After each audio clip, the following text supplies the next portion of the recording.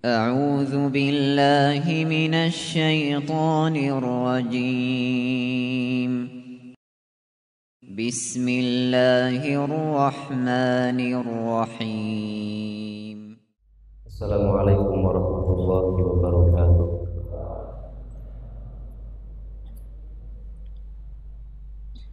Hamdan katsiran thayyiban mubarakan fihi kama yuhibbu rabbuna wa yardah. Asyhadu an la ilaha illallah wahdahu la syarika lah wa asyhadu anna Muhammadan abduhu wa rasuluh.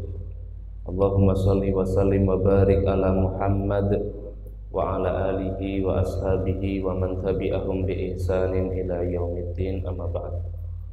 Yaqulullahu ta'ala fi kitabihil karim, a'udzu billahi minasy syaithanir rajim. Ya ayyuhalladzina amanu taqullaha haqqa tuqatih wa la tamutunna illa wa antum muslimun. Fa inna asdaqal hadithi kitabullah wa khairal hadi hadi Muhammadin sallallahu alaihi wasallam wa syarral umuri muhdatsatuha fa inna kulla muhdatsatin fitini bid'ah wa kulla bid'atin dhalalah wa kulla dhalalatin finnar. Ma'asyiral muslimin, jamaah sekalian yang dimuliakan oleh Allah Subhanahu wa taala. Syukur alhamdulillah, marilah kita panjatkan kepada Allah atas segala kenikmatan yang telah Allah berikan kepada kita semua. Nikmat yang Allah titipkan kepada kita yang nanti pasti akan Allah Ta'ala mintai pertanggungjawaban.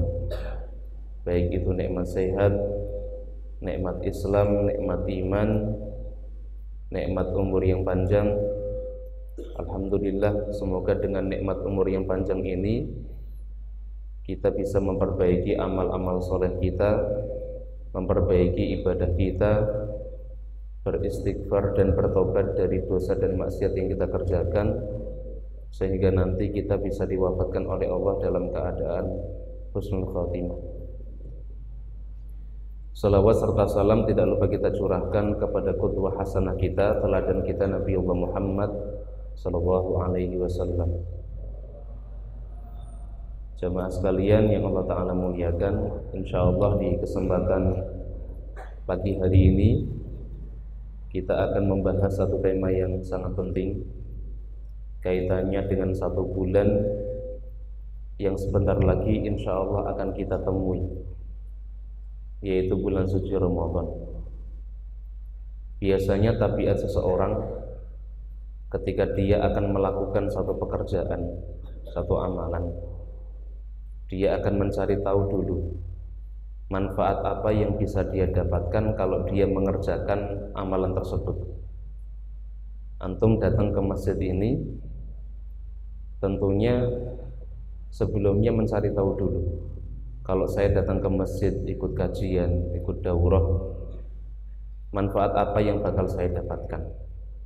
Kalau manfaat itu banyak, manfaat itu baik, insya Allah akan jadi lebih semangat untuk datang ke masjid. Atau ketika ada orang yang dia melamar di sebuah perusahaan untuk bekerja, sebelum dia bekerja tentunya dia akan mencari tahu dulu, gaji yang saya dapatkan setiap bulan besar ataukah tidak, bonusnya ada ataukah tidak, liburnya sepekan berapa kali. Kalau dirasa perusahaan tersebut itu bisa memberikan manfaat untuk dia, biasanya bekerjanya jadi lebih semangat. Nah, kurang lebih seperti itulah gambaran seorang muslim terkait dengan bulan suci Ramadan. Kalau seorang muslim dia tahu bahwa bulan Ramadan itu memiliki fadilah, memiliki keutamaan yang begitu besar jika dibandingkan dengan bulan-bulan yang lain, biasanya muslim tersebut akan lebih semangat untuk beribadah kepada Allah Subhanahu wa taala di bulan suci Ramadan. Senang ketika nanti akan bertemu dengan bulan suci Ramadan, karena memang benar normalnya seorang mukmin, normalnya seorang muslim ketika bertemu dengan bulan suci Ramadan, mereka akan merasakan kegembiraan. Oleh karenanya Ibnu Rajab Al-Hambali di dalam satu perkataannya beliau mengatakan, kaifa la yubshir mu'min bi fathi abwabil jinan. Beliau mengatakan, bagaimana mungkin seorang mukmin dia tidak senang dengan datangnya bulan suci Ramadan, padahal di bulan itu Allah Subhanahu wa taala membuka pintu surga. Jadi karena di bulan Ramadan Allah membuka pintu surga, Allah membuka kesempatan untuk banyak beribadah dan beramal soleh. Ini menjadi kabar gembira bagi seorang mukmin dan seorang muslim. Nah, pertanyaannya hari ini kita merasa bergembira dengan datangnya bulan Ramadan sehari yang akan datang, atau kita merasa biasa-biasa saja? Kalau kita merasa biasa-biasa saja, berarti jangan-jangan ada yang salah di dalam hati kita. Tapi kalau kita merasa senang dengan datangnya bulan Ramadan, mempersiapkan diri sebaik mungkin, menyiapkan target-target ibadah supaya Ramadan nanti bisa berkualitas dan maksimal ibadahnya, berarti insya Allah itu merupakan salah satu di antara tanda keimanan di dalam hati kita. Jangankan seorang mukmin, seorang muslim, seorang mudhnib sekalipun, ketika datang bulan suci Ramadan dia akan merasa bergembira. Oleh karenanya Ibnu Rajab Al-Hambali, beliau kemudian melanjutkan, wa kaifa la yubshiru al-mudhnib bi ghalqi abwabin niran.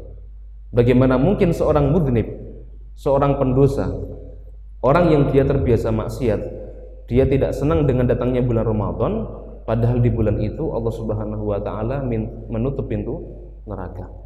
Jadi kegembiraan terkait dengan datangnya bulan suci Ramadan itu bukan hanya dirasakan oleh hamba-hamba yang beriman, termasuk orang yang dia selalu atau sering melakukan perbuatan maksiat atau perbuatan dosa, dia merasa senang dengan datangnya bulan suci Ramadan. Nah, sekarang kita bisa muhasabah diri sendiri. Silakan bisa dievaluasi diri kita. Kalau kita merasa biasa-biasa saja, ini jangan-jangan ada yang bermasalah di dalam hati kita. Kalau kita merasa senang, bersemangat, optimis, termotivasi untuk beramal soleh dan beribadah, semoga itu merupakan bagian dari tanda-tanda keimanan di dalam hati kita.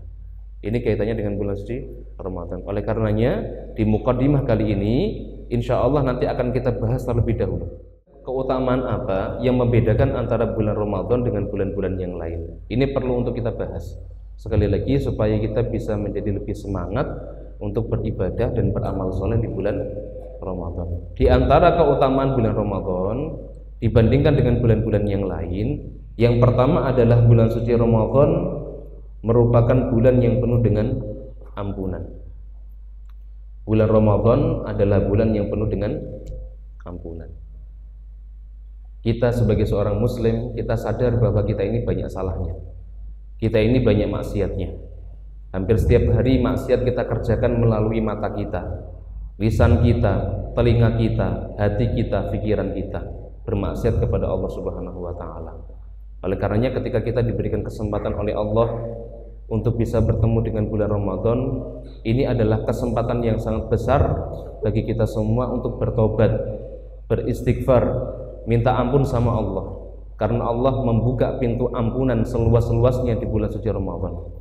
Bahkan Nabi SAW di dalam hadis yang mulia beliau mengatakan as-shalawatul khams, salat 5 waktu yang kita kerjakan, kata Nabi, wal jum'atu ilal jum'ati, dari satu Jumat ke Jumat yang lain, wa ramadhanu ila ramadhan, dari satu Ramadan ke Ramadan yang lain, mukaffirat lima bainahuma, akan menjadi penghapus dosa di antara keduanya, lima jutunibal kabair, selama dia menghindarkan diri dari dosa-dosa besar. Jadi kata Nabi, kalau seandainya besok kita bertemu dengan bulan Ramadan sampai Ramadan selesai, waktu tersebut kita manfaatkan untuk beribadah kepada Allah, kita maksimalkan untuk beramal soleh, insya Allah nantinya akan menjadi penggugur dosa-dosa kita antara Ramadan tahun lalu sampai dengan Ramadan besok. 5 jutunibal kabair, selama kita berusaha untuk menghindarkan diri dari dosa-dosa besar. Ini diantara keutamaan bulan suci Ramadan, bisa meleburkan, bisa menghapuskan dosa-dosa kita. Dan kalau kita amati jamaah yang Allah Ta'ala muliakan, banyak sekali amal-amal soleh yang Allah Ta'ala perintahkan selama bulan Ramadan. Amalan tersebut selain bisa mendatangkan pahala yang besar, tapi juga bisa bisa menggugurkan dosa-dosa kita. Selain bisa mendatangkan pahala yang besar, amalan tersebut juga bisa menggugurkan dosa-dosa kita. Di antaranya apa Ustaz? Yang pertama yang bisa kita lihat contohnya adalah ibadah puasa di bulan Ramadan. Saum Ramadan atau puasa Ramadan, selain Allah Subhanahu wa taala akan memberikan pahala yang begitu besar. Bahkan para ulama menyebutkan pahalanya itu tidak terhingga. Rasulullah sallallahu alaihi wasallam di dalam hadisnya yang mulia, beliau mengatakan idza amala ibnu Adam, ketika seorang anak Adam itu melakukan satu amalan, Allah Subhanahu wa taala akan melipat gandakan 10 kali lipat sampai dengan 700 kali lipat. Allah akan melipat gandakan amalan tersebut 10 kali lipat sampai dengan 700 kali lipat. Wa qala Allahu azza wa jalla, kemudian Allah Subhanahu wa taala mengatakan illa sauma, kecuali puasa, kata Allah. Fa innahu li wa ana ajzi bihi, karena puasa itu adalah untukku dan akulah yang akan membalasnya secara langsung. Yada'u syahwatahu wa ta'amahu min ajli, orang yang dia berpuasa, dia menahan syahwatnya, menahan laparnya, min ajli, karena aku. Itu kata Allah Subhanahu wa taala. Nah, para ulama termasuk diantaranya Ibnu Rajab Al-Hambali, beliau mengatakan pahala orang yang berpuasa itu tidak terbatas atau tidak terhingga, karena orang-orang yang berpuasa, kata beliau, merupakan orang-orang yang dituntut oleh Allah untuk menahan kesabaran. Orang-orang yang berpuasa itu dituntut oleh Allah untuk menahan kesabaran. Dan kata Allah di dalam surat Az-Zumar ayat ke-10, Allah Subhanahu wa taala berfirman, innama yuwaffas sabiruna ajruhum bighairi hisab, sesungguhnya balasan untuk orang-orang yang sabar, kata Allah, bighairi hisabin, tidak terhingga. Dan orang-orang yang dia berpuasa, kata Ibnu Rajab Al-Hambali, mereka dituntut untuk mengamalkan 3 kesabaran sekaligus. Yang pertama adalah sabar di dalam menjalankan ketaatan kepada Allah. Orang yang dia berpuasa di bulan Ramadan dituntut oleh Allah untuk sabar di dalam menjalankan perintah atau ketaatan. Ketika kita sedang berpuasa, mungkin ada muslim-muslim yang lain ketika kita jalan, mungkin ya, ada yang lagi makan di pinggir jalan, padahal dia wajib untuk berpuasa. Kita berpuasa, dia tidak berpuasa. Nah, kita diuji oleh Allah dengan kesabaran tersebut. Di saat orang-orang lain tidak berpuasa, kita diperintahkan oleh Allah untuk tetap berpuasa. Sabar di dalam menjalankan perintah Allah. Yang kedua, orang yang berpuasa, kata Ibnu Rajab Al-Hambali, itu dituntut untuk menahan diri dari kesabaran, sabar di dalam menahan kemaksiatan. Orang yang dia berpuasa, dia harus sabar di dalam menahan kemaksiatan. Kenapa, Ustadz? Karena kalau seandainya dia berpuasa di bulan suci Ramadan dan dia masih mengerjakan maksiat-maksiat, baik itu maksiat melalui lisannya, melalui matanya atau telinganya, maka maksiat tersebut akan mengurangi pahala puasa yang akan dia dapatkan. Bahkan bisa membuat minus kalau ternyata dosa-dosanya lebih besar atau lebih banyak dibandingkan dengan pahala puasa. Makanya seorang yang berpuasa, dia dituntut untuk menahan diri dari lisannya, ghibah, ngomongin orang lain, berdusta, menjelek-jelekan orang lain, atau berbicara perkataan-perkataan yang kotor misalkan, atau melihat hal-hal yang Allah Ta'ala haramkan. Ini diperintahkan untuk kita tinggalkan. Kemudian sabar yang ketiga, kata Ibnu Rajab Al-Hambali, adalah orang yang berpuasa itu dituntut oleh Allah untuk bersabar di dalam menerima takdir yang tidak mengenakan. Orang yang berpuasa itu kondisi tubuh kita tidak enak. Lapar enak enggak? Tidak enak. Haus enak enggak? Tidak enak. Tenggorokan kering, bibirnya pecah-pecah, kadang pusing dan lain sebagainya. Oleh karenanya orang-orang yang dia berpuasa dituntut untuk bersabar di dalam menerima takdir yang tidak mengenakan. Nah, karena ketiga kesabaran inilah kemudian Allah Subhanahu wa taala akan memberikan pahala yang tidak terhingga bagi orang-orang yang dia berpuasa. Kemudian selain Allah Subhanahu wa taala memberikan pahala yang luar biasa besar bagi orang-orang yang berpuasa, Allah Subhanahu wa taala melalui Rasulullah SAW juga mengabarkan bahwa orang-orang yang berpuasa dosa-dosanya akan diampuni oleh Allah Subhanahu wa taala. Kata Nabi SAW di dalam hadis yang diriwayatkan oleh Imam Al-Bukhari dan Imam Muslim, beliau mengatakan, man shoma Ramadhana, barang siapa yang dia berpuasa di bulan Ramadan, imanan wahtisaban, dengan keimanan, meyakini bahwa puasa Ramadan itu hukumnya wajib untuk dia, meyakini bahwa Allah Subhanahu wa taala akan memberikan pahala yang besar, meyakini bahwa puasa Ramadan bisa menggugurkan dosa-dosa kita, wahtisaban, dan mengharapkan pahala dari Allah. Puasa tujuannya untuk mencari ridha Allah, bukan semata-mata untuk tujuan duniawi. Karena ada orang yang berpuasa tujuannya hanya sebatas duniawi.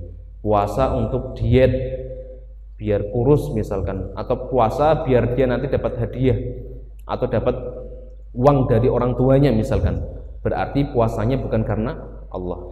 Ghufirallahu ma taqaddama min dzambihi, maka Allah akan menghapuskan, Allah akan mengampuni dosa-dosa yang telah lalu. Coba bayangkan jamaah yang Allah Ta'ala muliakan. Ini baru dari satu amalan puasa. Rasulullah SAW sudah mengabarkan kepada kita, Allah akan mengampuni dosa-dosa kita melalui ibadah puasa tersebut. Apalagi kalau seandainya ditambah dengan ibadah-ibadah yang lain, yang fadilahnya juga termasuk diantaranya adalah bisa menggugurkan dosa-dosa kita. Contohnya apa Ustadz? Amalan selain puasa yang bisa menggugurkan dosa-dosa kita.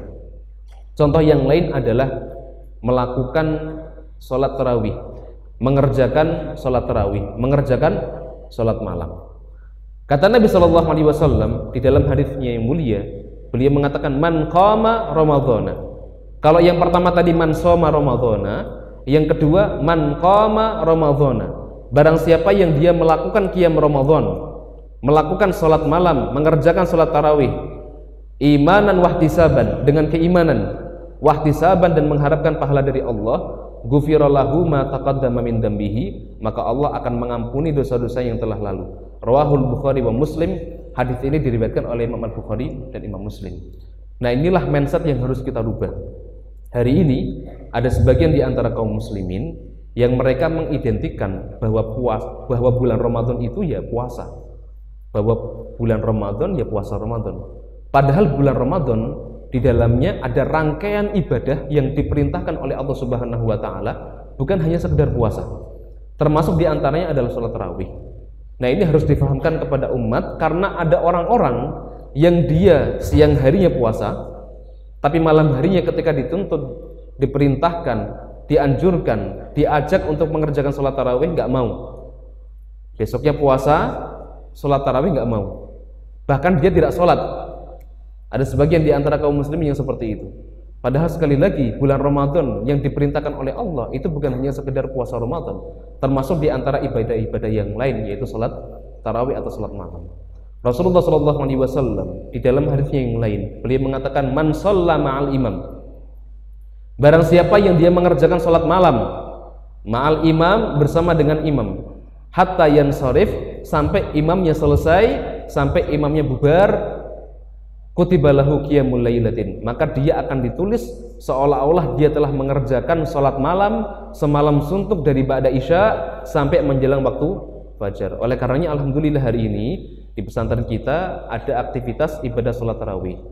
Jangan sampai nanti kita meninggalkan sholat tarawih, karena fadilahnya sangat besar, keutamaannya sangat besar. Selain Allah Subhanahu wa Ta'ala akan memberikan pahala yang besar, Allah Subhanahu wa Ta'ala juga akan mengampuni dosa-dosa kita. Begitu semangatnya ulama-ulama kita terdahulu, wahai jemaah yang Allah Ta'ala muliakan. Kalau kita melihat bagaimana di zaman Khalifah Umar bin Khattab, di zaman Khalifah Umar bin Khattab, beliau menunjuk dua imam khusus yang beliau perintahkan untuk mengimami sholat tarawih, yaitu Ubay bin Ka'ab dan Tamim Ad-Dari. Dijelaskan di dalam kitab Lataiful Ma'arif, Tamim Ad-Dari itu ketika beliau mengimami sholat tarawih, itu beliau bisa membaca satu rakaat 200 ayat. Satu rakaat 200 ayat. Berarti satu rakaat bisa hampir 2 juz. Antum di sini satu rakaat berapa? Satu halaman, masih satu halaman minimal ya. Kalau mau nambah enggak apa-apa, silahkan. Minimal satu halaman. Dulu Tamim Ad-Dari ketika beliau mengimami orang-orang mengerjakan sholat tarawih, beliau membaca Al-Quran, membaca surat satu rakaat sampai dengan 200 ayat. Sehingga dijelaskan ketika beliau mengimami sholat itu sampai ada sebagian jamaah yang membawa tongkat. Kenapa? Karena saking lamanya berdiri, sehingga ada sebagian di antara mereka yang kecapean. Kemudian mereka memakai tongkat untuk menyangga tubuhnya. Ada yang mengatakan ketika Tamim Ad-Dari memimpin sholat tarawih, sholat malam, setelah selesai sholat jamaah semuanya bubar, pulang ke rumah. Kenapa? Karena kalau tidak segera pulang ke rumah, maka waktu sahurnya akan habis. Karena sholat tarawihnya beliau kerjakan sampai mendekati waktu sholat subuh. Itu semangat para ulama di dalam mengerjakan sholat malam atau sholat tarawih. Nah, harusnya kalau kita mengaku cinta kepada mereka, kita bisa mengikuti bagaimana sunnah-sunnah para ulama-ulama kita. Ini baru amalan yang kedua yang bisa menggugurkan dosa-dosa kita. Amalan yang ketiga apa Ustadz yang bisa menggugurkan dosa-dosa kita? Amalan yang ketiga adalah menghidupkan sholat malam bertepatan dengan malam Lailatul Qadar. Kalau poin yang kedua, kita diperintahkan oleh Allah untuk mengerjakan sholat malam secara umum, yaitu di malam-malam Ramadan.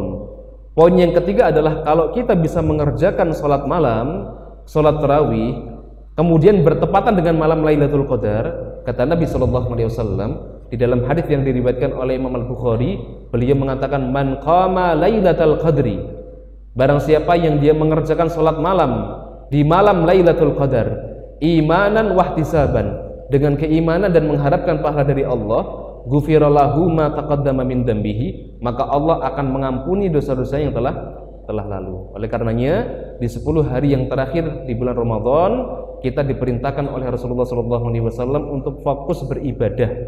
Tujuannya untuk mencari malam Lailatul Qadar. Kata Nabi SAW, taharrau Lailatul Qadri fi ashril awakhir min Ramadan.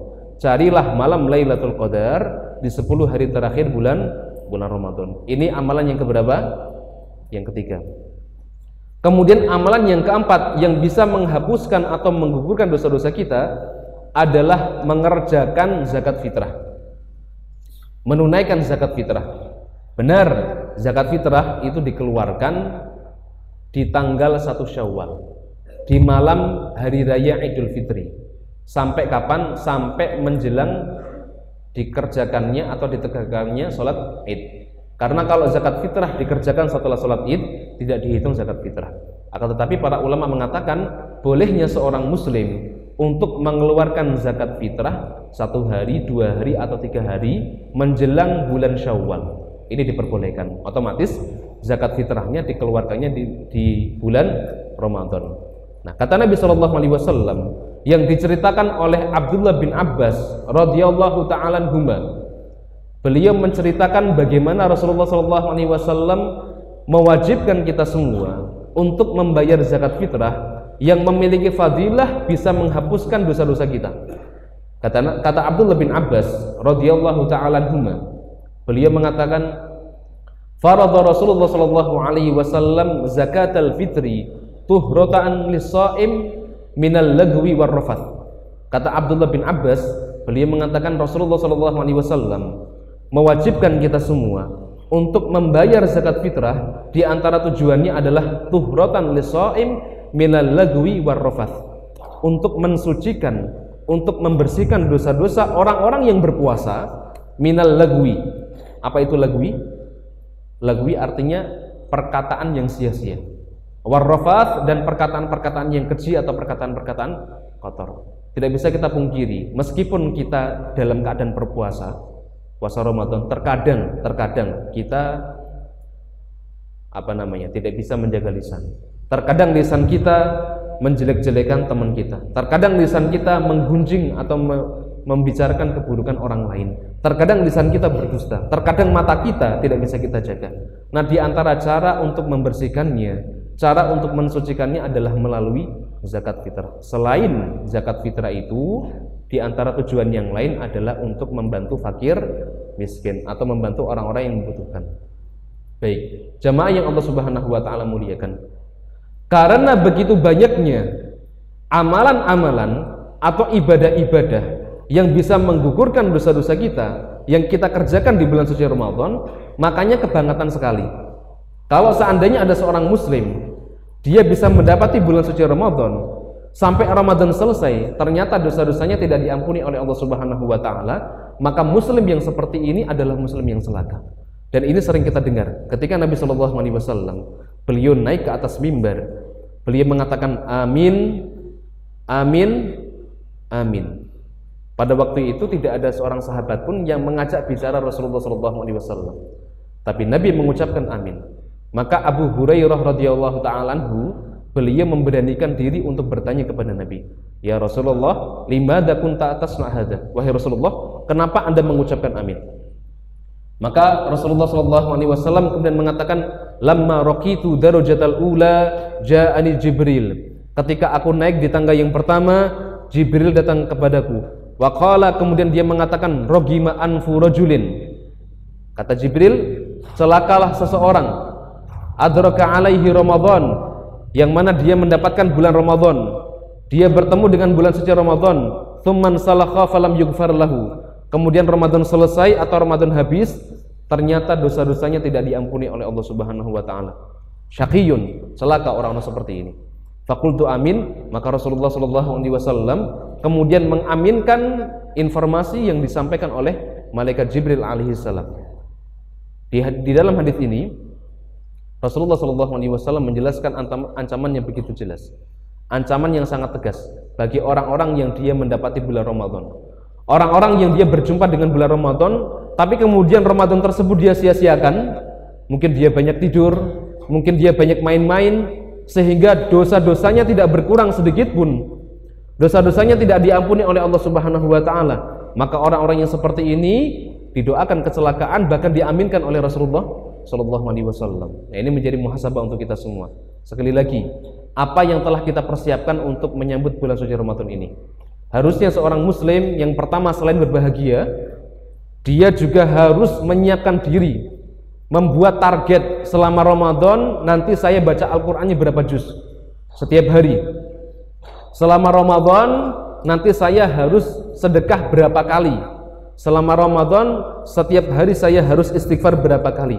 Selama Ramadan apa yang harus saya lakukan? Kalau bisa dibuat schedule, dibuat jadwal supaya Ramadan kita benar-benar berkualitas dan Ramadan kita bukan Ramadan yang sia-sia. Sehingga kita termasuk di antara orang-orang yang diampuni oleh Allah Subhanahu wa taala. Baik. Ini keutamaan yang pertama dari bulan suci Ramadan dibandingkan dengan bulan-bulan yang lain. Kemudian keutamaan yang kedua apa Ustaz dari bulan Ramadan?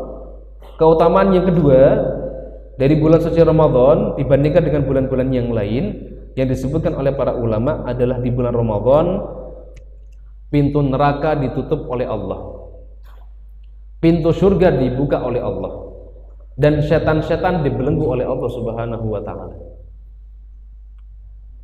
Keutamaan yang kedua apa tadi? Pintu neraka ditutup oleh Allah, pintu surga dibuka oleh Allah, kemudian setan-setan dibelenggu oleh Allah Subhanahu wa taala. Rasulullah sallallahu alaihi wasallam mengabarkan kepada kita semua. Beliau mengatakan, "Idza jaa Ramadan," ketika datang bulan Ramadan, "futihat abwabul jannah," maka akan dibukakan pintu surga, kata Rasulullah. "Wa ghulliqat abwabun nar," kemudian pintu neraka ditutup oleh Allah. "Wa suffidatis syayatin," kemudian setan-setan dibelenggu oleh Allah Subhanahu wa taala. Ustadz, yang dimaksud dengan pintu surga dibuka oleh Allah seluas-luasnya apa Ustadz? Di antara maknanya yang disebutkan oleh Al-Qadhi Iyad, di antara maknanya adalah di bulan suci Ramadan seorang muslim itu begitu mudah untuk melakukan kebaikan. Seorang muslim itu begitu mudah untuk mengerjakan amal soleh, dan itu bisa kita perhatikan. Coba sekarang ya para santri bisa diperhatikan. Jika dibandingkan dengan bulan Ramadan dan bulan-bulan yang lain, kemudahan untuk beribadah dan beramal soleh lebih mudah mana? Di bulan Ramadan atau di bulan-bulan yang lain? Di bulan Ramadan. Kalau di bulan-bulan yang lain mungkin kita disuruh baca Al-Quran sehari 1/4 juz males, sehari setengah juz susah. Tapi ketika datang bulan Ramadan, kita diperintahkan untuk sehari baca 1 juz, mudah, insya Allah bisa. Bahkan ada yang sehari 2 juz, ada yang sehari 5 juz, ada yang sehari 10 juz. Ini termasuk di antara keberkahan di bulan suci Ramadan. Seorang muslim ketika di luar bulan Ramadan disuruh sedekah susah, tapi ketika masuk bulan Ramadan mudah untuk bersedekah. Ada kesempatan untuk memberikan iftar, memberikan buka puasa untuk orang-orang yang berpuasa di masjid, mudah. Zikirnya mudah, bahkan zikir di masjidnya lebih lama, meskipun kadang lebih lama dipakai buat tidur ya masjidnya, tapi lebih kerasan di masjid ya, Masya Allah. Ini berarti kemudahan untuk beribadah kepada Allah Subhanahu wa ta'ala itu dirasakan oleh kaum muslimin. Itu diantara makna Allah membuka pintu surganya. Kemudian Allah menutup pintu nerakanya. Di antara artinya apa? Di antara maknanya, kesempatan untuk bermaksiat di bulan suci Ramadan itu lebih sempit. Kenapa? Karena manusia, seorang muslim disibukkan dengan amal solehnya, seorang muslim disibukkan dengan ibadahnya, sehingga untuk bermaksiat itu tidak sempat kepikiran. Makanya kalau kita perhatikan angka kemaksiatan atau persentase kemaksiatan yang dilakukan oleh seseorang di bulan Ramadan itu biasanya meningkat atau menurun? Menurun. Orang-orang yang dia bermaksiat di bulan Ramadan itu angkanya cenderungnya menurun. Orang yang mau pacaran misalkan di bulan suci Ramadan, kalau mau pacaran mikir 1000 kali. Ada orang mau nyolong, mau maling, kadang libur dulu karena bulan suci Ramadan. Atau ada orang mau melakukan kemaksiatan, ya, ketika di dalam bulan Ramadan mereka berpikir 1000 kali dulu untuk melakukan kemaksiatan, begitu. Kemudian apa? Setan-setan dibelenggu oleh Allah Subhanahu wa taala. Mungkin ada sebagian di antara kita yang bertanya-tanya, Ustadz, kalau setan itu dibelenggu oleh Allah di bulan suci Ramadan, kenapa hari ini masih ada orang yang dia berbuat maksiat? Masih ada orang yang dia berbuat dosa? Di antara alasannya yang disebutkan oleh para ulama, yang pertama, karena sumber kemaksiatan itu bukan hanya setan. Karena sumber dari kemaksiatan itu bukan hanya setan. Di antara sumber kemaksiatan adalah hawa nafsu kita. Jadi sumber dari kemaksiatan itu bukan hanya setan, termasuk hawa nafsu itu merupakan sumber dari kemaksiatan. Sehingga kalau ada orang-orang yang dia terbiasa bermaksiat, orang-orang yang dia terbiasa melakukan perbuatan dosa, setan nggak perlu ganggu, mas. Setan nggak perlu menggoda. Maka dengan sendirinya dia akan diarahkan oleh hawa nafsunya untuk berbuat maksiat. Orang yang terbiasa main judi, ketika di bulan suci Ramadan, meskipun setan itu dibelenggu, setan nggak perlu ngasih tahu, nggak perlu ngompor-ngompori, yuk judi yuk, itu ada temanmu ngajak main judi, nggak perlu. Kenapa? Karena hawa nafsunya sudah mengajak dia untuk berbuat maksiat. Orang-orang yang dia sudah terbiasa gibah, ngomongin kejelekan orang lain, mencela orang lain di bulan suci Ramadan, setan nggak perlu ngarahkan dia, setan nggak perlu ngajari, setan nggak perlu ngompor-ngompori. Kenapa? Karena hawa nafsunya sudah terbiasa untuk berbuat maksiat. Layaknya seorang anak kecil. Anak kecil awal-awal ketika mau sholat, dia dipaksa, disuruh, ayo nang sholat, ayo untuk sholat. Tapi kalau dia sudah terbiasa sholat, perlu disuruh nggak? Nggak perlu, nanti jalan sendiri. Itulah kurang lebih gambaran kemaksiatan di bulan suci Ramadan. Itu bukan hanya karena faktor setan, tapi bisa jadi karena faktor hawa nafsu kita. Ini alasan yang pertama. Alasan yang kedua yang disebutkan oleh para ulama adalah benar setan itu dibelenggu oleh Allah, tapi setan masih bisa ganggu.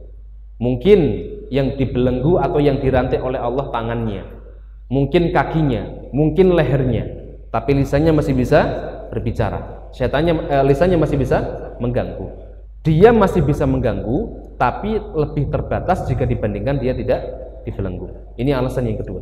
Alasan yang ketiga yang disebutkan oleh para ulama adalah Allah Subhanahu wa taala, Rasulullah sallallahu alaihi wasallam menyebutkan setan-setan itu dibelenggu oleh Allah. Yang dimaksud dibelenggu di sini ini hanya sekedar makna kiasan, bukan makna hakiki. Sekali lagi, maknanya adalah makna kiasan, bukan makna hakiki. Maksudnya apa, Ustaz? Maksudnya adalah karena manusia, seorang muslim di bulan suci Ramadan itu disibukkan oleh Allah dengan ibadah dan amal soleh, sehingga kesempatan bagi mereka untuk berbuat maksiat itu lebih kecil. Oleh karenanya, ruang gerak setan untuk menggoda manusia itu jauh lebih sempit atau lebih kecil. Sehingga apa? Sehingga seolah-olah setan itu sedang dibelenggu atau dirantai oleh Allah Subhanahu wa ta'ala. Ini diantara alasan yang ketiga yang disebutkan oleh para ulama. Kemudian alasan yang keempat apa, Ustaz? Alasan yang keempat yang disebutkan oleh para ulama adalah tidak semua setan di bulan suci Ramadan itu dibelenggu oleh Allah Subhanahu wa ta'ala. Ada setan-setan yang tidak dibelenggu oleh Allah, yaitu setan dari golongan manusia. Setan dari golongan manusia. Kata Allah Subhanahu wa ta'ala, alladzi yuwaswisu fi sudurin nas minal jinnati wan nas. Ada setan dari golongan jin, ada setan dari golongan manusia. Setan dari golongan jin diikat, dirantai, dibelenggu oleh Allah. Tapi setan dari golongan manusia tidak dibelenggu oleh Allah Subhanahu wa taala. Sehingga ketika kita berusaha untuk berbuat baik, misalkan kita lagi di masjid, Mas, pengennya baca Quran, tiba-tiba datang teman kita ngompor-ngompori, ngajak maksiat, yuk nggak usah puasa yuk kita keluar yuk kita ngomongin ustadz yuk, misalkan, ya, berarti yang ngajak ini itu adalah setan dalam bentuk apa? Dalam bentuk manusia. Setan dalam bentuk jin itu benar dibelenggu oleh Allah Subhanahu wa taala. Tapi setan dalam bentuk manusia yang ngajak kita untuk melakukan keburukan atau kemaksiatan, itulah kurang lebih gambaran setan dalam bentuk manusia. Baik. Ini diantara alasan yang disebutkan oleh para ulama kenapa di bulan suci Ramadan masih ada kemaksiatan. Ini fadilah yang kedua, keutamaan yang kedua bulan suci Ramadan jika dibandingkan dengan bulan-bulan yang lain. Alasan yang ketiga atau keutamaan yang ketiga dari bulan suci Ramadan jika dibandingkan dengan bulan-bulan yang lain adalah di bulan Ramadan Allah Subhanahu wa taala menurunkan Al-Qur'anul Karim. Karena Al-Qur'an yang mulia, kalamullah yang mulia, Allah Subhanahu wa taala turunkan di bulan suci Ramadan, maka bulan Ramadan menjadi sayyidus syuhur, penghulunya bulan-bulan di dalam Islam, bulan yang paling mulia di antara bulan-bulan yang lain. Al-Quran yang mulia, kalamullah, diturunkan kepada Nabiullah Muhammad SAW, maka Nabi Muhammad SAW menjadi sayyidul anbiya, penghulunya para nabi, nabi yang paling mulia di antara nabi-nabi yang lain. Al-Quranul Karim, kalamullah, diturunkan kepada Rasulullah SAW biwasilati Jibril, dengan wasilah malaikat Jibril. Maka Jibril alaihi salam menjadi malaikat yang paling dekat dengan Allah, malaikat yang paling mulia. Maka intinya siapapun yang dia berinteraksi dengan Al-Qur'anul Karim di dalam kebaikan, maka dia nanti akan menjadi orang-orang yang dimuliakan oleh Allah Subhanahu wa taala. Maka bersyukurlah kalian kalau seandainya kalian di sini diajarkan untuk menghafalkan Al-Qur'an. Al-Qur'an tersebut akan mengangkat derajat kalian. Al-Quran akan memuliakan kalian. Oleh karenanya Rasulullah SAW beliau mengatakan, Innallaha ta'ala yarfa'u bihadal kitab aqwaman. Sesungguhnya Allah Subhanahu wa ta'ala akan mengangkat derajat seorang muslim, sebuah kaum, bihadal kitab, dengan kitab ini, yaitu dengan Al-Quranul Karim. Baik, karena Al-Quranul Karim diturunkan oleh Allah Subhanahu wa ta'ala di bulan suci Ramadan, maka bulan Ramadan menjadi bulan yang paling mulia di antara bulan-bulan yang lain. Dalil yang menunjukkan bahwa Al-Quran diturunkan oleh Allah di bulan suci Ramadan nanti bisa dibaca di surat Al-Baqarah ayat ke-185. Surat Al-Baqarah ayat ke-185. Apa dalilnya? Syahrul Ramadhan alladzi unzila fihi al-Quran hudal linnasi wa bayyinatin minal huda wal furqan. Bulan Ramadan adalah bulan diturunkannya Al-Quran, hudal linnas, yang menjadi petunjuk untuk manusia, wa bayyinatin minal huda, dan menjadi penjelas dari petunjuk tersebut, wal furqan, dan menjadi pembeda antara yang hak dan yang batil. Jadi sekali lagi, Al-Quran diturunkan oleh Allah di bulan suci Ramadan, tepatnya di malam Lailatul Qadar, ketika Nabi Muhammad SAW sedang bertahannuts atau beruzlah di gua Hira. Rasulullah SAW beliau memiliki kebiasaan, bahkan sebelum diangkat menjadi seorang nabi, beliau biasanya bertahannuts di gua Hira. Tujuannya apa? Tujuannya adalah untuk memikirkan alam semesta ini. Siapa yang paling atau yang berhak untuk beliau sembah? Siapa yang menciptakan alam semesta ini?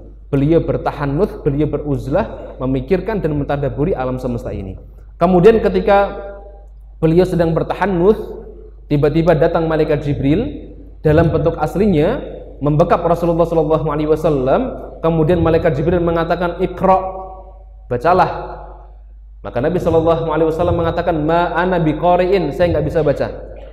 Kemudian malaikat Jibril membekap Rasulullah SAW, suruh baca Iqra. Tapi Nabi SAW mengatakan, Ma ana biqari'in, saya nggak bisa baca. Kemudian di sini ada hikmah yang begitu besar. Kenapa Rasulullah SAW tidak bisa membaca? Karena Nabi SAW memang seorang ummi. Beliau tidak bisa membaca dan beliau tidak bisa menulis. Kalaulah seandainya Nabi SAW beliau bisa membaca dan bisa menulis, maka orang-orang kafir Quraisy pasti akan menuduh bahwa Al-Quran itu merupakan karangannya Muhammad. Al-Quran tersebut merupakan tulisan Muhammad SAW. Jangankan beliau bisa menulis atau membaca, beliau tidak bisa membaca dan menulis, orang-orang kafir Quraisy masih menuduh bahwa Al-Quran itu merupakan karangan dari Nabi Muhammad SAW. Tapi tuduhan tersebut kemudian tertolak. Kenapa? Karena Nabi nggak bisa baca dan beliau tidak bisa menulis. Tapi Rasulullah SAW beliau bisa menghafal.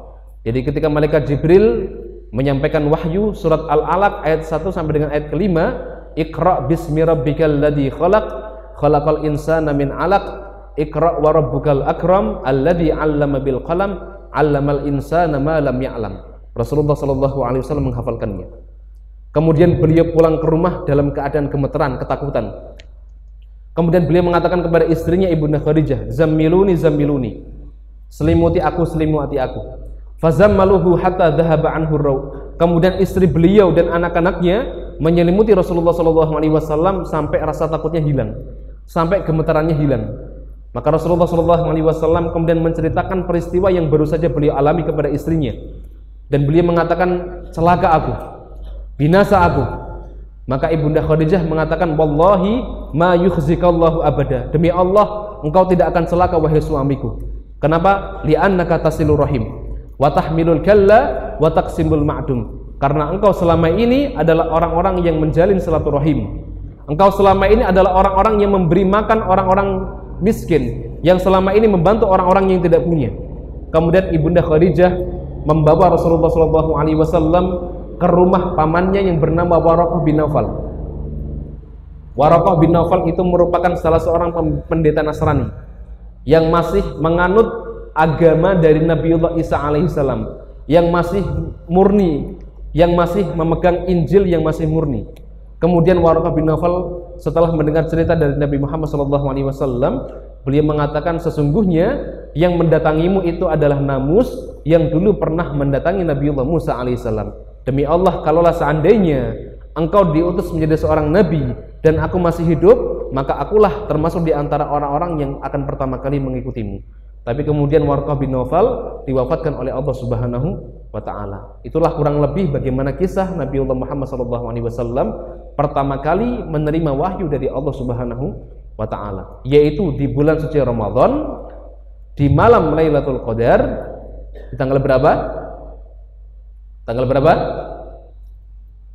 Tanggal 17. Khilaf bainal ulama. Para ulama berbeda pendapat kaitannya dengan hari atau tanggal diturunkannya Al-Qur'anul Karim. Ada yang mengatakan Al-Qur'an itu diturunkan di tanggal 7 Ramadan. Ada yang mengatakan Al-Qur'an itu diturunkan di tanggal 17 Ramadan. Ada yang mengatakan Al-Qur'an itu diturunkan di tanggal 18 Ramadan. Ada yang mengatakan Al-Qur'an itu diturunkan di tanggal 21 Ramadan. Ada yang mengatakan Al-Qur'an itu diturunkan di tanggal 24 Ramadan. Hari ini kebanyakan masyarakat kita meyakini bahwa Al-Qur'an itu diturunkan di tanggal 17 Ramadan, dan ini adalah pendapat dari Ibnu Ishaq. Sedangkan Syekh Shafiyur Rahman Al-Mubarakfuri yang menulis kitab Rahiqul Makhtum, Sirah Nabawiyah, beliau lebih merojihkan pendapat yang mengatakan Al-Quran itu diturunkan di tanggal 21 Ramadan. Alasannya kenapa? Alasannya yang pertama, ketika Rasulullah SAW, ada dia nggak mas? Ada yang ada ya? Ingat-ingat. Yang pertama, ketika Rasulullah SAW itu ditanya oleh seorang sahabat Nabi, kenapa beliau berpuasa di hari Senin? Maka beliau mengatakan, sesungguhnya di hari Senin aku dilahirkan oleh Allah. Kemudian yang kedua, di hari Senin aku pertama kali menerima wahyu. Jadi Rasulullah SAW mendapatkan wahyu itu bertepatan dengan hari Senin. Dan para mu'arrikh itu sejarawan Islam meneliti bahwa tahun di mana Rasulullah SAW menerima wahyu, yaitu di bulan suci Ramadan, ada 4 hari Senin. Yang pertama adalah tanggal 7, yang kedua adalah tanggal 14, yang ketiga tanggal 21, yang keempat tanggal 28. Ini hari Senin bertepatan dengan bulan Ramadan di mana Rasulullah SAW menerima wahyu. Kemudian tadi kita telah jelaskan bahwa Nabi Shallallahu Alaihi Wasallam memerintahkan kita semua untuk mencari malam Lailatul Qadar di 10 hari terakhir bulan Ramadan. Taharrau Lailatul Qadri fi ashril awakhir min Ramadan. Berarti ada kemungkinan bahwa Al-Quran itu diturunkan di malam Lailatul Qadar 10 hari terakhir, berarti kemungkinannya 2 hari, yaitu tanggal 21 dan tanggal 28. Tanggal 21 dan tanggal 28. Kemudian di dalam hadis yang lain Rasulullah Shallallahu Alaihi Wasallam memerintahkan kita untuk mencari malam Lailatul Qadar di tanggal-tanggal ganjil. Berarti kalau kita bandingkan antara tanggal 21 dan tanggal 28, mana yang ganjil? Tanggal 21. Itulah di antara alasan kenapa Syekh Sofiyur Rahman Al-Mubarakfuri lebih merojihkan bahwa Al-Quran itu diturunkan oleh Allah Subhanahu wa Ta'ala di tanggal 21 Ramadan. Baik, ini khilaf di antara para ulama. Ya, kalau hanya sekedar untuk thaqafah Islamiyah tidak apa-apa, tapi tidak untuk dirayakan. Baik, ini fadilah yang keberapa? Yang ketiga, fadilah dari bulan suci Ramadan jika dibandingkan dengan bulan-bulan yang lain. Kemudian keutamaan yang keempat dari bulan suci Ramadan adalah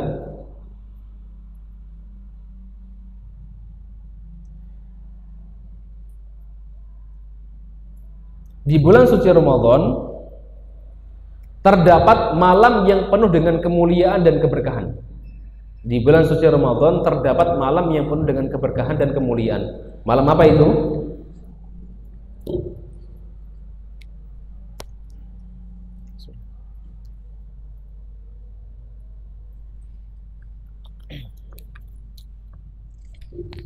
Baik, di bulan suci Ramadan terdapat malam yang penuh dengan kemuliaan dan malam yang penuh dengan keberkahan, yaitu malam Lailatul Qadar.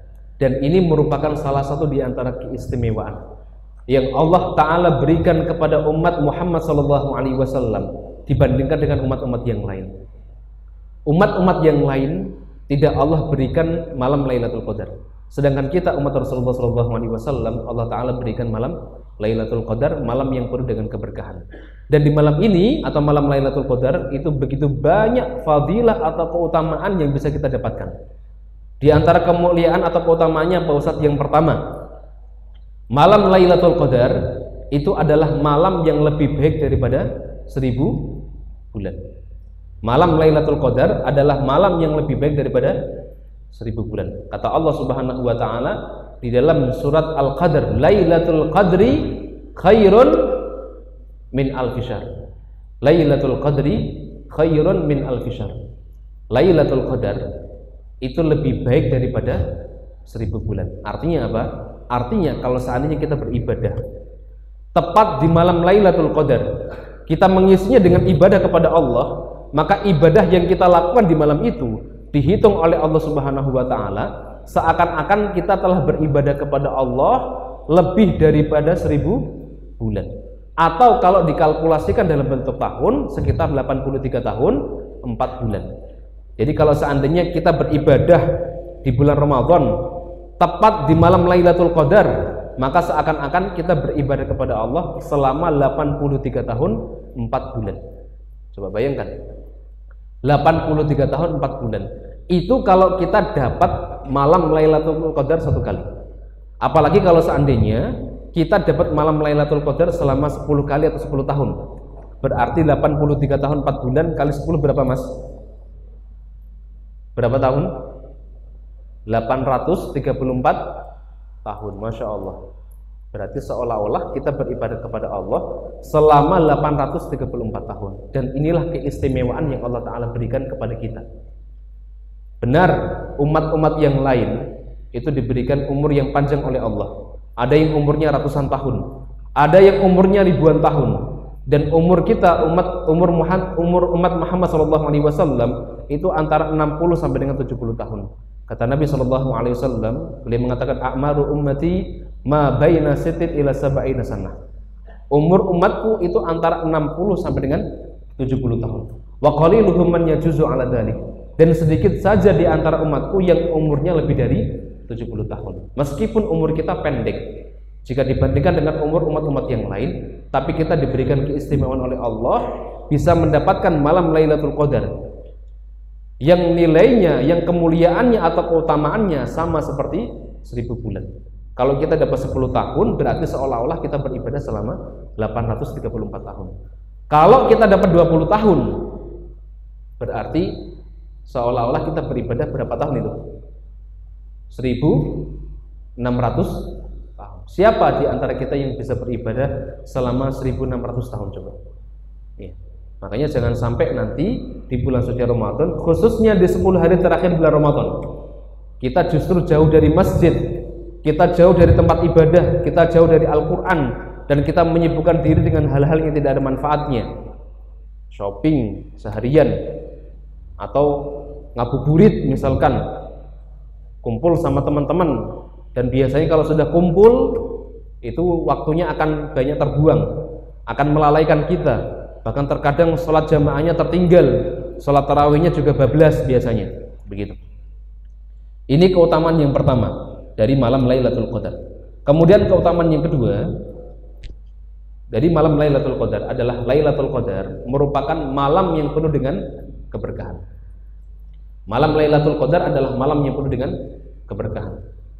Kata Allah Subhanahu wa taala di dalam surat Ad-Dukhan ayat ketiga, Allah mengatakan inna anzalnahu fi lailatin mubarakah. Sesungguhnya kamilah yang telah menurunkan Al-Qur'an fi lailatin mubarakah, di malam yang penuh dengan keberkahan. Jadi malam Lailatul Qadar merupakan malam yang penuh dengan keberkahan. Kemudian yang ketiga, di malam Lailatul Qadar Allah Subhanahu wa taala akan menurunkan malaikat-malaikatnya.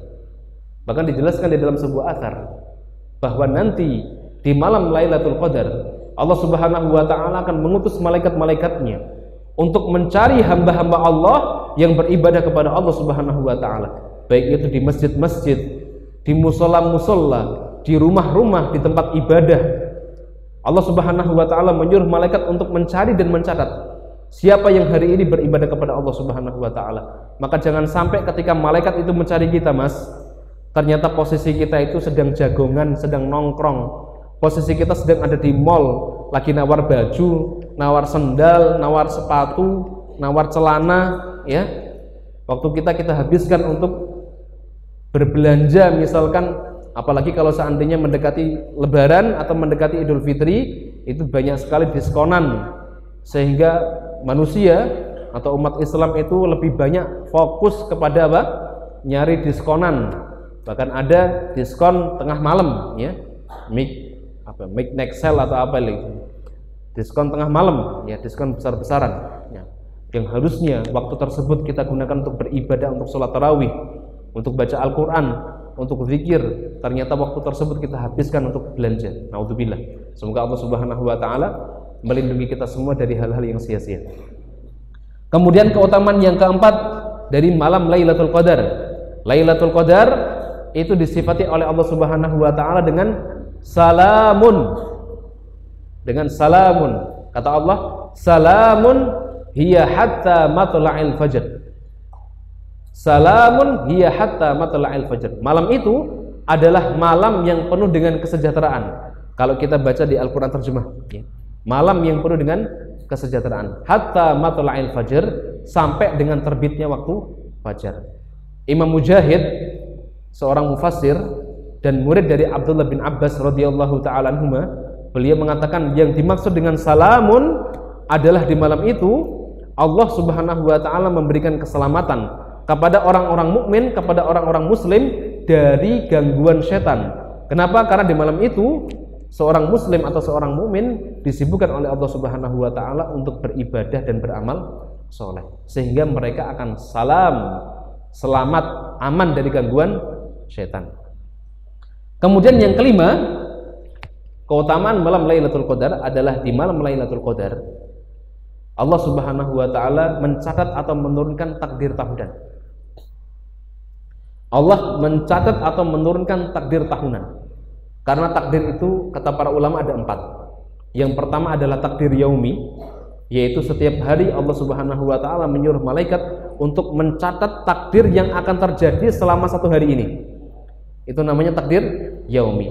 Ada takdir sanawi, yaitu takdir yang Allah Subhanahu wa taala turunkan atau Allah perintahkan kepada malaikat untuk mencatat kejadian yang akan terjadi selama 1 tahun penuh, dan itu Allah Subhanahu wa taala turunkan di malam Lailatul Qadar. Nanti bisa dibaca di surat Ad-Dukhan ayat keempat. Fiha yufraqu kullu amrin hakim. Pada malam itu dijelaskan segala urusan yang penuh dengan hikmah. Itu takdir yang keberapa? Takdir yang kedua. Takdir yang ketiga adalah takdir yang Allah Ta'ala tetapkan ketika kita berada di dalam rahim perut ibu kita, yaitu pada saat kita berusia 4 bulan. Ketika kita berusia 4 bulan atau 120 hari, Allah Subhanahu wa taala menyuruh malaikatnya, fayunfakhu fihi ar-ruh, kemudian ditiupkan ruh di dalam rahim tersebut. Wa yu'maru bi arba'i kalimat. Kemudian Allah Subhanahu wa taala menyuruh malaikat untuk mencatat 4 hal.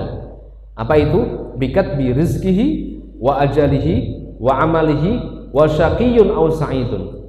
Yang pertama yang Allah taala suruh tulis, Allah menyuruh malaikat untuk menulis adalah yang pertama ajalnya. Kita ini matinya kapan? Semuanya telah ditulis oleh Allah Subhanahu wa taala. Kemudian rizkinya. Rizki untuk fulan berapa triliun, untuk fulanah berapa miliar, untuk fulan berapa ratus juta. Itu sudah Allah Subhanahu wa taala tetapkan. Wa amalihi, kemudian amalnya.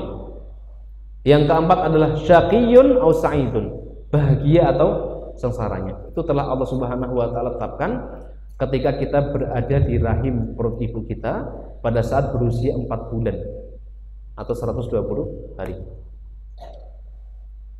Kemudian takdir yang terakhir adalah takdir azali, yaitu takdir Allah yang Allah Subhanahu wa taala tetapkan di zaman azali, yaitu ketika Allah Subhanahu wa taala menuliskan segala hal yang akan terjadi di alam semesta ini di Lauhul Mahfuz. Ini keutamaan yang keempat dari bulan suci Ramadan jika dibandingkan dengan bulan-bulan yang lain. Kemudian keutamaan yang terakhir bulan Ramadan jika dibandingkan dengan bulan-bulan yang lain adalah bulan Ramadan merupakan salah satu di antara waktu yang mustajab untuk berdoa. Jadi sekali lagi Mas, seluruh waktu di bulan Ramadan adalah waktu yang mustajab untuk berdoa. Jadi kalau kita mau berdoa pagi hari, siang hari, sore hari, malam hari, semuanya mustajab. Kita mau berdoa jam 7 pagi mustajab, jam 2 siang mustajab, jam 4 sore mustajab, jam 9 malam mustajab. Apalagi kalau seandainya doa-doa kita panjatkan di waktu-waktu mustajab yang lain yang dijelaskan oleh Nabi SAW di dalam banyak hadisnya. Contohnya apa Ustaz? Misalkan kita berdoa kepada Allah di bulan suci Ramadan menjelang waktu iftar atau waktu berbuka, maka ini waktu yang mustajab ditambah dengan mustajab yang lain, yaitu kita mau iftar. Makanya harusnya 5 menit atau 10 menit sebelum kita berbuka itu kita siapkan waktu untuk berdoa. Jangan malah ngobrol. Biasanya kebiasaan apa? Kebiasaan kita menjelang waktu berbuka itu kita habiskan untuk ngobrol yang nggak jelas. Kalau di rumah kadang nonton TV, ya. Padahal waktu itu adalah waktu yang sangat mustajab. Kemudian kita berdoa kepada Allah juga dalam keadaan berpuasa. Nabi SAW di dalam hadis yang mulia beliau mengatakan, salasatun la turaddu da'watuhum. Ada 3 orang yang doanya itu tidak tertolak, kata Nabi SAW. Yang pertama siapa? Yang pertama adalah da'watus shaim hatta yuftir. Doanya orang yang berpuasa sampai dia berbuka, kata Nabi. Yang kedua adalah imamun adil. Doa seorang pemimpin yang dia adil. Pemimpin rumah tangga, pemimpin perusahaan, pemimpin pemerintahan. Maka ketika dia adil, insya Allah doanya mustajab. Yang terakhir adalah dakwatul madlum. Doanya orang yang terzalimi itu juga mustajab. Jadi sekali lagi, bulan Ramadan adalah bulan yang mustajab untuk berdoa. Maka kita manfaatkan waktu tersebut untuk meminta hajat kita kepada Allah, meminta keinginan kita kepada Allah. Insya Allah kalau kita berdoanya mengamalkan sunnah-sunnah Nabi, insya Allah doanya akan mustajab atau dikabulkan oleh Allah Subhanahu Wa Taala. Kurang lebih itu 5 hal yang menjadi kekhususan atau keistimewaan bulan suci Ramadan jika dibandingkan dengan bulan-bulan yang lain. Oleh karenanya, setelah kita mengetahui keistimewaan bulan Ramadan dibandingkan dengan bulan-bulan yang lain, harusnya kita semakin bersemangat untuk bertemu dengan bulan Ramadan. Kita siapkan waktu kita siapkan tenaga kita, pikiran kita untuk memperbaiki, untuk beramal soleh, untuk memaksimalkan ibadah di bulan suci Ramadan. Orang-orang yang telah meninggal, Mas, orang-orang yang telah mati, mereka saja itu pengen banget ketemu dengan bulan Ramadan. Ibnul Jauzi di dalam satu kaulnya, beliau mengatakan, lau qila li ahlil kubur, tallahi lau qila li ahlil kubur, demi Allah, kalaulah seandainya ditanyakan kepada ahli kubur, kata beliau, latamana an yataqabbala Ramadan lau kana yauman. Beliau mengatakan mereka pasti akan berharap untuk bertemu dengan bulan Ramadan meskipun hanya satu hari. Ini orang yang telah mati, orang yang telah meninggal, mereka berusaha atau berangan-angan untuk bertemu dengan bulan Ramadan. Nah, kita yang diberikan kesempatan oleh Allah bisa bertemu dengan bulan Ramadan, harusnya bisa kita maksimalkan waktu tersebut untuk beribadah kepada Allah Subhanahu wa taala. Oleh karena insya Allah di kesempatan pagi hari ini kita akan mencoba membahas ahkam musyam, hukum-hukum yang berkaitan dengan puasa. Kenapa? Karena di antara sunnah para ulama yang disebutkan oleh Syekh Shalih Al-Munajjid, beliau mengatakan nastaqbilu Ramadan bi ta'allumi ma yalzamu bihi ta'allum min ahkami syam qabla talabbus bihi. Kata beliau apa? Nastaqbilu Ramadan.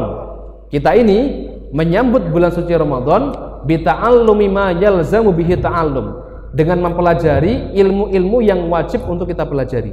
Min ahkami syam, dari hukum-hukum berpuasa, qabla talabbus bihi, sebelum kita mempraktekkan, sebelum kita mengerjakan puasa tersebut. Sehingga apa? Sehingga puasa kita bisa berkualitas, sehingga kita bisa mengetahui hal-hal yang bisa membatalkan puasa apa saja, sehingga kita bisa tahu kalau seandainya kita tidak berpuasa apakah kita wajib qadha ataukah tidak. Itu pentingnya kita belajar tentang fikih puasa.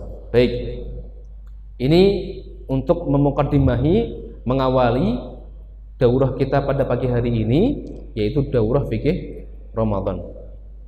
Baik, kaitannya dengan fikih puasa, yang pertama yang akan kita sampaikan adalah apa itu pengertian dari puasa. Apa itu pengertian dari puasa?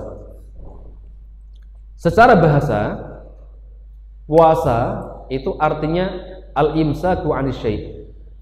Al-imsak 'anis syai', yaitu menahan diri dari sesuatu.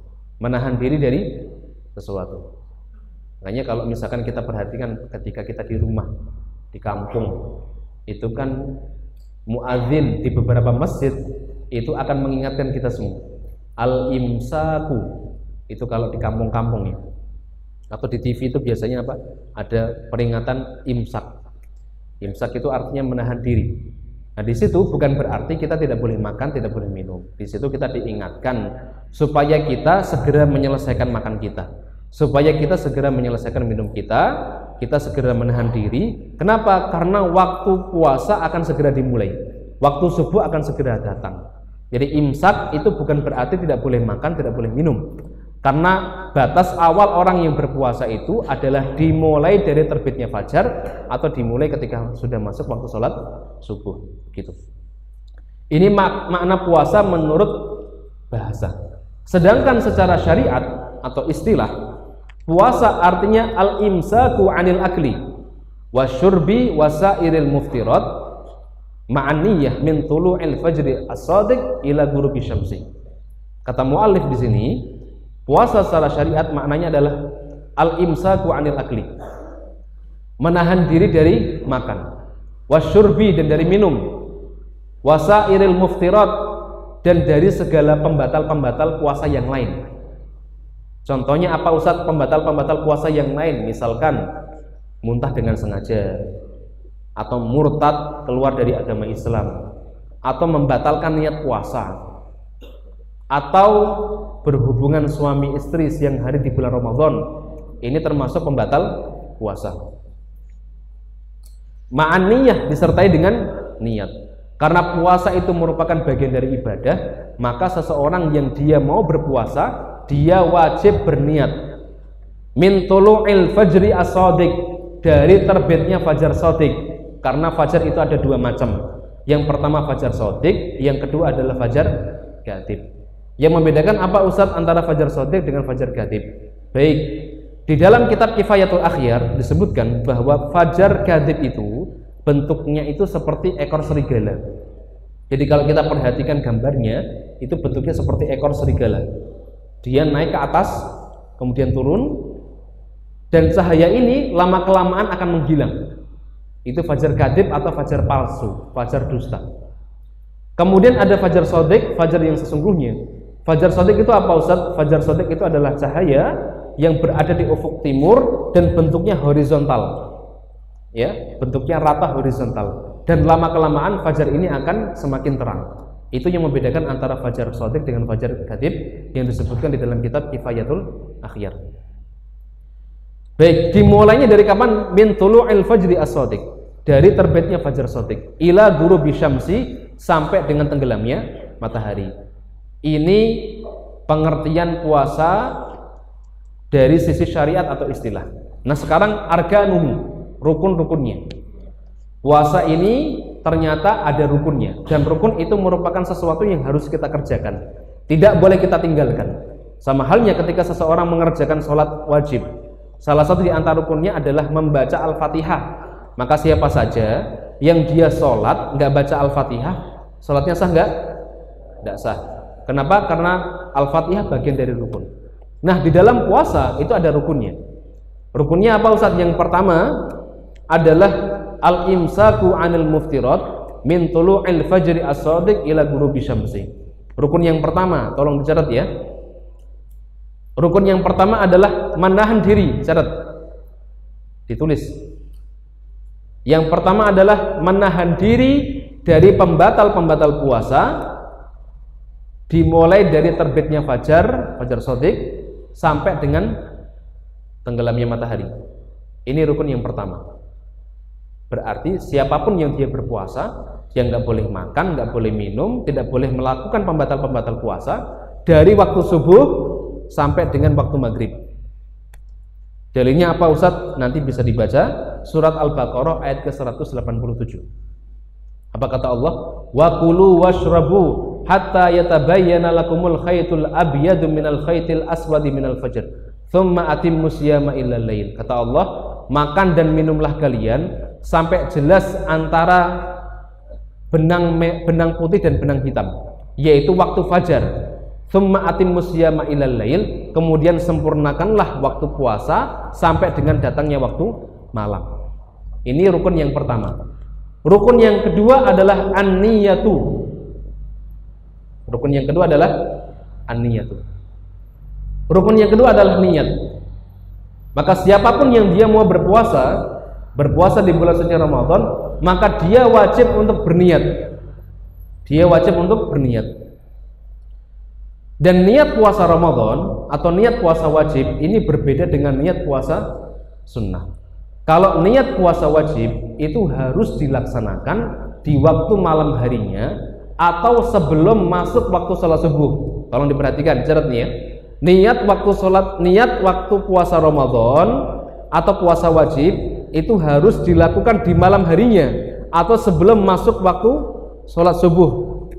Kata Rasulullah SAW, beliau mengatakan, man lam yubayyiti siyam fala siyama lahu. Barang siapa yang dia tidak berniat untuk berpuasa di malam harinya, fala siyama lahu, maka dia tidak sah puasanya.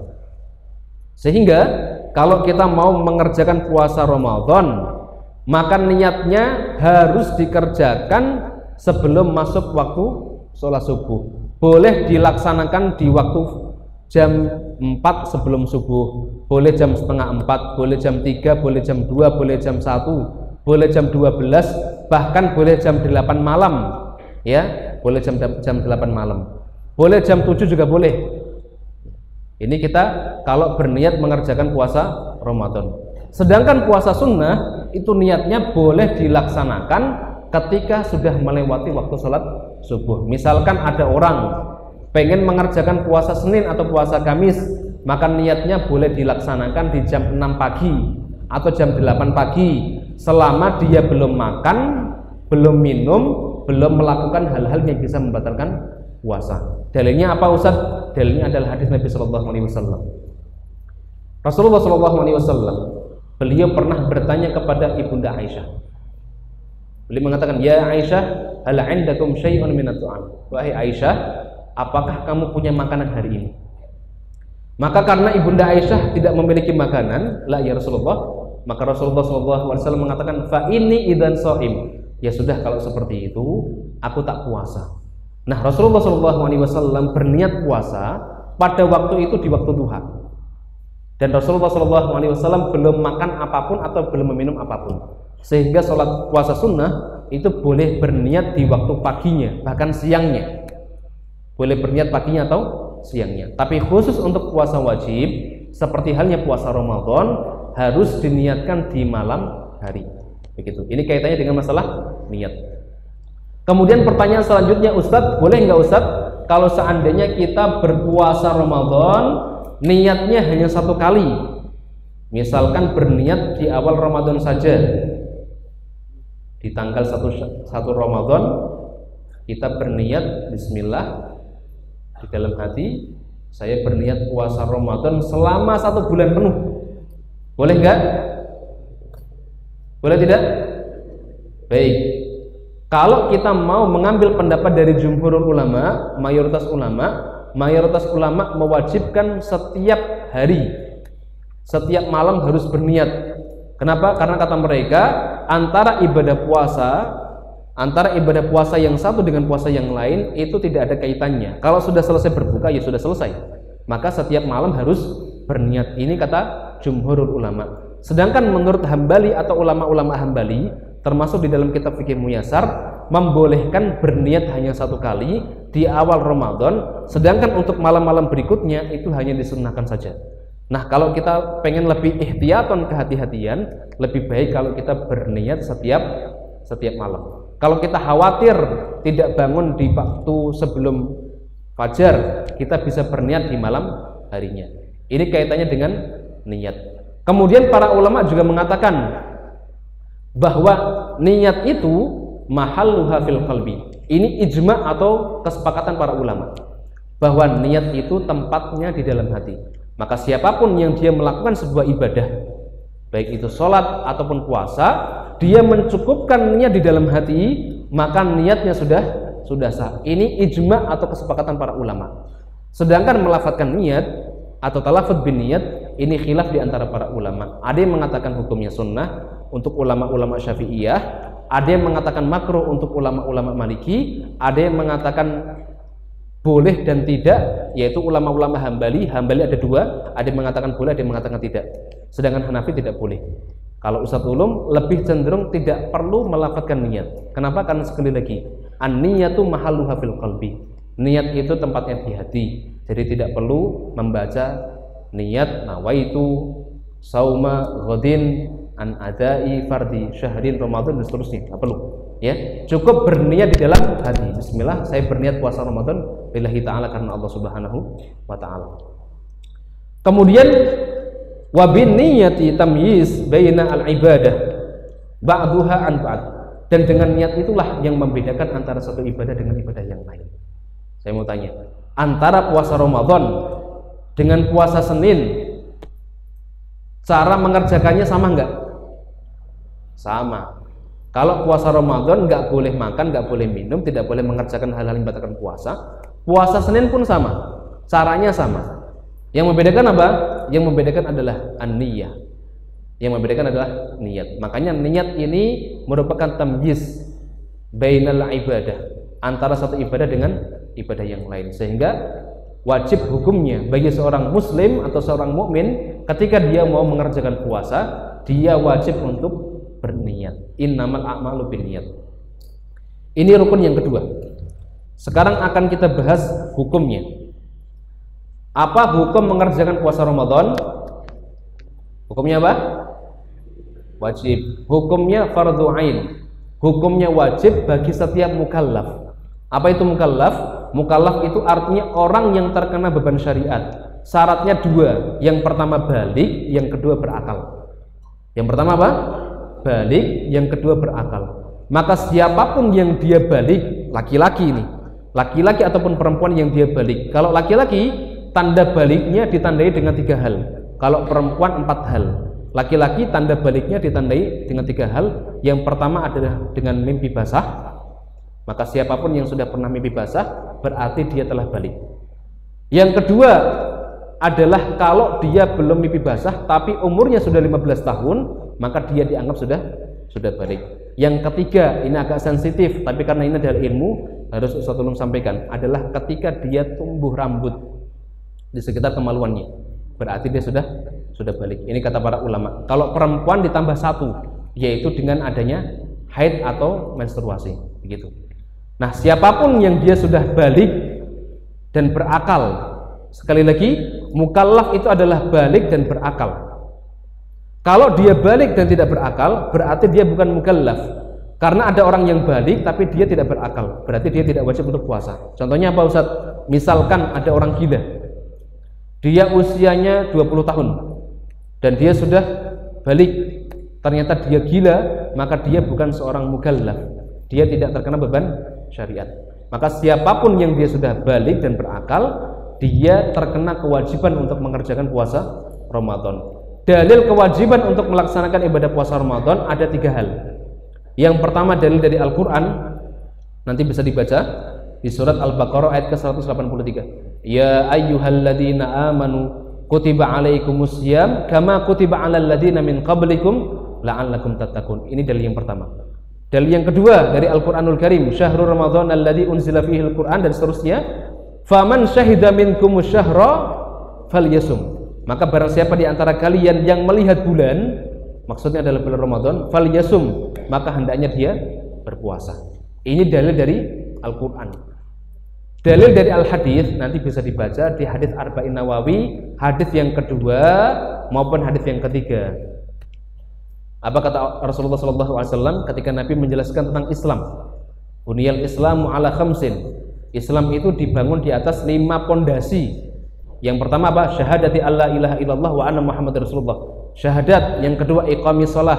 Yang ketiga ita'iz zakah, membayar zakat. Yang keempat wa hajjil bait. Yang kelima wa shaumi Ramadan, haji ke Baitullah. Yang kelima adalah shaum Ramadan. Ini agak sedikit berbeda dengan hadits yang kedua. Tapi intinya di situ apa? Puasa Ramadan bagian dari rukun Islam. Ini dalil dari As-Sunnah. Dalil yang kedua dari As-Sunnah apa Ustaz? Dalil yang kedua adalah dulu di zaman Nabi pernah datang seorang laki-laki Badui. Dia bertanya kepada Nabi SAW. Apa pertanyaannya? Ya Rasulullah, akhbirni madza faradallahu alayya min siyamin. Wahai Rasulullah, tolong kabarkan kepadaku puasa apa yang Allah Ta'ala wajibkan atasku. Maka Rasulullah SAW mengatakan apa? Syahrul Ramadan, puasa di bulan Ramadan. Kemudian laki-laki ini bertanya kepada Nabi, hal alayya ghairuh. Wahai Rasulullah, adakah puasa lain yang Allah Ta'ala wajibkan? Maka Nabi SAW mengatakan, la illa anta tawwa, tidak kecuali hanya puasa sunnah. Ini dalil yang kedua dari Al-Hadits. Dalil yang ketiga apa Ustaz? Dalil yang ketiga adalah ijma'ul ulama, kesepakatan para ulama bahwa puasa Ramadan itu hukum yang wajib bagi setiap mukallaf. Nah, kalau sudah ada 3 dalil dari Al-Quran, As-Sunnah, kemudian ijma' ulama, maka siapapun yang dia meyakini bahwa puasa Ramadan itu hukumnya tidak wajib, maka dia kafir, dia murtad, dia keluar dari agama Islam. Ini bahayanya kalau seandainya ada orang yang tidak berpuasa karena meyakini bahwa dia tidak wajib untuk berpuasa. Ada di antara kita yang hari ini meyakini bahwa makom saya, kedudukan saya itu tinggi, sehingga saya nggak wajib berpuasa seperti kalian. Ini bahaya kalau orang-orang seperti ini.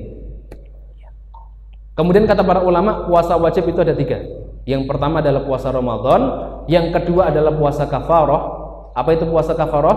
Puasa kafarah itu adalah puasa yang tujuannya adalah untuk membayar kafarah. Contohnya apa Ustaz? Contohnya misalkan ada orang yang dia melanggar sumpah, maka dia harus membayar kafarah. Kafarahnya apa? Yang pertama membebaskan budak. Kalau budak tidak ada hari ini, maka dia wajib untuk berpuasa selama 10 hari. Kalau dia tidak bisa berpuasa, dia wajib memberikan makan 10 orang fakir miskin, atau yang ketiga adalah puasa selama 3 hari, atau kafarah untuk orang-orang yang dia jima atau berhubungan suami istri siang hari di bulan Ramadan, maka kafarahnya adalah yang pertama, dia wajib untuk membebaskan budak.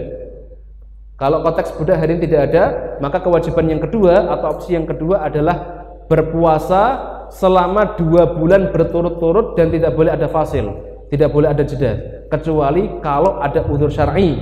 Maka ini bahayanya kalau ada orang yang berpuasa siang hari berhubungan suami istri di bulan Ramadan.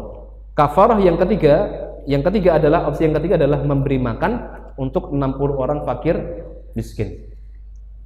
Baik, ini kaitannya dengan kewajiban puasa Ramadan. Kemudian selanjutnya, keutamaan puasa Ramadan jika dibandingkan dengan puasa-puasa yang lain. Keutamaan yang pertama tadi sudah kita jelaskan ya. Puasa Ramadan itu bisa menghapuskan, menggugurkan dosa-dosa yang telah lalu. Man shoma ramadhana imanan wa ihtisaban ghufira lahu ma taqaddama min dhanbihi. Kemudian keutamaan yang lain apa Ustaz? Keutamaan yang lain tadi, pahala puasa itu tidak terhingga. Pahala puasa tidak terhingga. Kenapa? Karena orang yang berpuasa dituntut oleh Allah untuk bersabar. Bahkan dituntut untuk mengamalkan 3 kesabaran. Kemudian manfaat yang lain apa Ustaz dari berpuasa? Puasa itu kalau dilihat dari sisi kesehatan itu sangat bagus untuk kesehatan. Kan ada banyak dokter yang menganjurkan kita untuk berpuasa. Untuk apa? Untuk menghilangkan toksin-toksin, racun-racun yang ada di dalam tubuh kita melalui puasa. Baik, kita break dulu ya Ustaz ya. Istirahat dulu.